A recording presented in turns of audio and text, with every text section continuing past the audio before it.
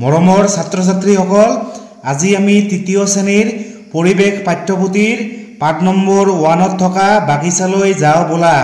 এই পাঠৰ পিছফালে থকা প্ৰশ্ন উত্তৰসমূহ আজি আমি এইটো ভিডিঅ'ত আলোচনা কৰিম। তোমালোকে ভিডিঅ'টো মনোযোগেৰে চাবা। মৰমৰ ছাত্ৰ-ছাত্ৰীসকল, প্ৰথমে আমি পাঠত থকা দৰকাৰী কথাবিলাক অলপ জানি লওঁ, তাৰ পিছত আমি প্ৰশ্ন উত্তৰসমূহ আলোচনা কৰিম। প্ৰথমে তোমালোকে ইয়াত চোৱা। ইয়াত কি কৈছে? হোলং অসমৰ ৰাজ্যিক বৃক্ষ। হোলং হৈছে অসমৰ ৰাজ্যিক বৃক্ষ। তোমালোকে মনত ৰাখিবা। তাৰ পিছত তোমালোকে এই তালিকাখনলৈ মন কৰা। ইয়াত কি কৈছে? ওখ আৰু ঠাল ঠেঙুলিযুক্ত।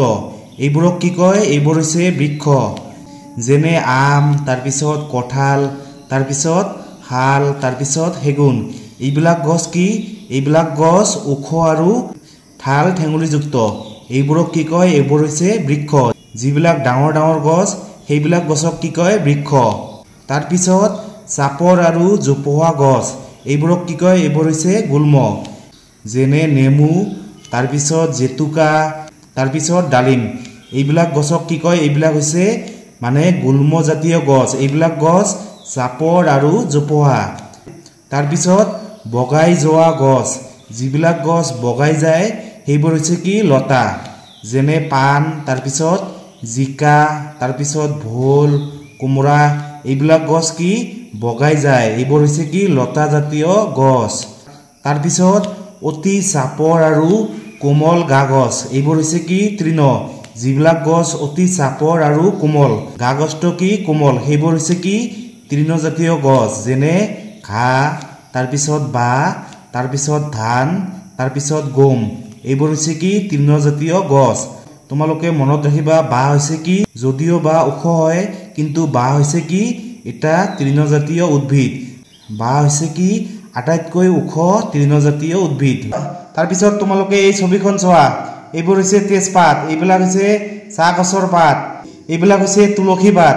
মানে এইবিলাক ছবি দিছে, এইবিলাক আমি কি কি কামত ব্যৱহাৰ কৰোঁ তোমালোকে তলত লিখিবা। তোমালোকে ইয়াত চোৱা। কি কৈছে? শাক হিচাপে ৰান্ধি খোৱা খাদ্য হৈছে পালেং। তাৰপিছত মছলা হিচাপে ব্যৱহাৰ কৰা হয় তেজপাত। তেজপাত আমি কি? মছলা হিচাপে ব্যৱহাৰ কৰোঁ। তাৰপিছত কি কৈছে? চাহ প্ৰস্তুত কৰা হয় চাহ গছৰ পাত। চাহ গছৰ পাতেৰে আমি কি কৰোঁ? চাহ প্ৰস্তুত কৰোঁ। তাৰপিছত ঔষধ হিচাপে ব্যৱহাৰ কৰা হয় কি? তুলসী গছৰ পাত। তাৰপিছত কি কৈছে? বিচনী সজা হয় তাল গছৰ পাত। তাল গছৰ পাতেৰে আমি কি কৰোঁ? বিচনী সাজোঁ। তাৰপিছত তোমালোকে এই ধুনীয়া ছবিখন চোৱা। এইটো হৈছে কি? পদুম ফুল। পদুম আমাৰ দেশৰ ৰাষ্ট্ৰীয় ফুল। পদুম হৈছে কি? আমাৰ দেশৰ ৰাষ্ট্ৰীয় ফুল। তাৰপিছত তোমালোকে এই ফুলটোলৈ চোৱা। প্ৰথমে কি কৈছে? শৰৎ কালত ফুলা ফুল শেৱালি। শেৱালি ফুল কেতিয়া ফুলে? শৰৎ কালত। তাৰপিছত পানীত ফুলা ফুল পদুম ভেট। পদুম আৰু ভেট ক'ত ফুলে? পানীত ফুলে। তাৰপিছত শীতকালত ফুলা ফুল ডালিয়া নাৰ্জী। বসন্ত কালত ফুলা ফুল কপৌ ফুল, তাৰপিছত নাহৰ, তগৰ। এইবিলাক বসন্ত কালত ফুলে। তাৰপিছত ৰাতি ফুলা ফুল কি? হাছানা হানা। তাৰপিছত শেৱালি, ৰজনীগন্ধা। এইবিলাক ফুল ৰাতি ফুলে। তাৰপিছত তোমালোকে ইয়াত চোৱা। কি কি কামত ব্যৱহাৰ হয়? খাদ্য হিচাপে খোৱা হয়। আমি কোনবিলাক ফুল খাদ্য হিচাপে খাওঁ? মই ইয়াত লিখিছোঁ শেৱালি, তাৰপিছত ৰঙালাওৰ ফুল। এইবিলাক আমি কি? খাদ্য হিচাপে খাওঁ। এইবিলাক আমি ভাজি খাওঁ। তাৰপিছত ঔষধ তৈয়াৰ কৰা হয় নাৰ্জী ফুল। নাৰ্জী ফুলেৰে আমি কি কৰোঁ? ঔষধ তৈয়াৰ কৰোঁ। তাৰপিছত তেল প্ৰস্তুত কৰা হয় বেলি ফুল। বেলি ফুলেৰে আমি কি কৰোঁ? তেল প্ৰস্তুত কৰোঁ। তাৰপিছত ৰং প্ৰস্তুত কৰা হয় ডালিয়া। তাৰপিছত মালা গঁথা হয় ৰজনীগন্ধা। এতিয়া আমি পাঠটোৰ পিছফালে থকা প্ৰশ্ন উত্তৰসমূহ আলোচনা কৰিম। 1 নম্বৰ কি কৈছে? উত্তৰ লিখা। ক নম্বৰ? 4বিধ বৃক্ষজাতীয় উদ্ভিদৰ নাম। ইয়াৰ উত্তৰ হ'ব শাল, তিতাচপা, হোলং, আম, কঁঠাল। এইবিলাক হৈছে কি? বৃক্ষজাতীয় উদ্ভিদ। ইহঁত কি? ওখ আৰু বৰ শকত আৰু বহুতো ঠাল ঠেঙুলি থাকে। তাৰপিছত খ নম্বৰ? অসমত পোৱা 2বিধ মূল্যৱান কাঠৰ নাম কি? শাল, বনচুম, সেগুন। এইবিলাক হৈছে কি? মূল্যৱান কাঠ। তাৰপিছত গ নম্বৰ দুবিধ লতাজাতীয় উদ্ভিদৰ নাম পাণ ৰঙালাও তৰমুজ এইবিলাক হৈছে কি লতাজাতীয় উদ্ভিদ। তাৰপিছত ঘ নম্বৰ দুবিধ গোন্ধ নথকা ফুলৰ নাম জবা নয়নতৰা অপৰাজিতা এইবিলাক ফুলৰ কি গোন্ধ নাই।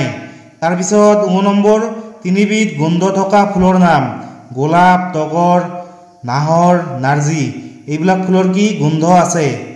তাৰপিছত ২ নম্বৰ লাও জিকা আদি গছৰ বাবে চাং সাজি দিয়াৰ কাৰণ কি মানে লাও জিকা এইবিলাক হৈছে কি লতাজাতীয় গছ মানে ইহঁতক বগাই যোৱাৰ বাবে ইহঁতক আমি কি চাং সাজি দিওঁ।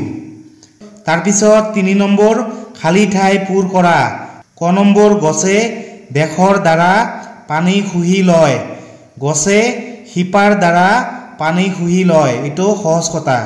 তাৰপিছত খ নম্বৰ মৌমাখিয়ে ফুলৰ মৌ চুহি দেশ তৈয়াৰ কৰে মৌমাখিয়ে ফুলৰ মৌ চুহি মৌজোল তৈয়াৰ কৰে। তাৰপিছত গ নম্বৰ দেশ আমাৰ দেশৰ ৰাষ্ট্ৰীয় ফুল ইয়াত কি হ'ব পদুম পদুম হৈছে আমাৰ দেশৰ ৰাষ্ট্ৰীয় ফুল। তাৰপিছত ঘ নম্বৰ কপৌ ফুল দেশ কালত ফুলে কপৌ ফুল বসন্ত কালত ফুলে। তাৰপিছত ৪ নম্বৰ শুদ্ধ উত্তৰত শুদ্ধ চিন দিয়া ক নম্বৰ বাঁহগছ গুল্ম বৃক্ষ তৃণজাতীয় উদ্ভিদ বাঁহগছ হৈছে তৃণজাতীয় উদ্ভিদ।